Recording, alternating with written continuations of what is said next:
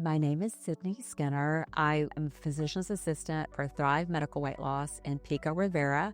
We see patients all over California. We see patients telemedically and in the office. We specialize in weight loss. So whether you're overweight, whether you're obese, we have a range of medications, or sometimes we'll start with just diet and exercise alone. But what I've seen, a lot of people will come in here and they're not necessarily obese. They may have a BMI of 25, 26. They don't need to lose a lot of weight. However, I'll put them on the body composition and they'll have very high visceral fat.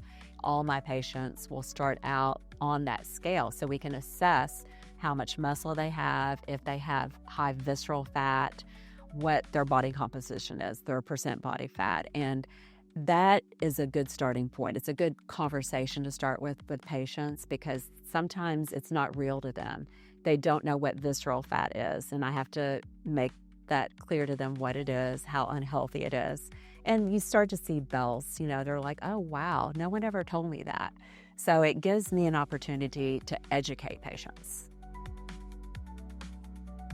I feel very strongly that if you're prescribing medications for weight loss, especially if you're using a GLP, you must have their body composition.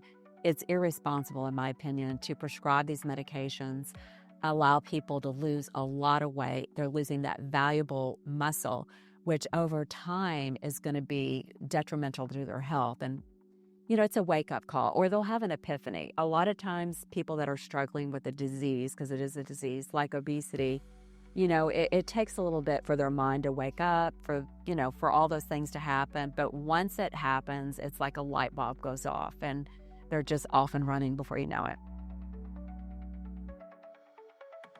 There's nothing more satisfying than to see the little diametric going down. And, sometimes it's flat and up and down, but over time it's going down.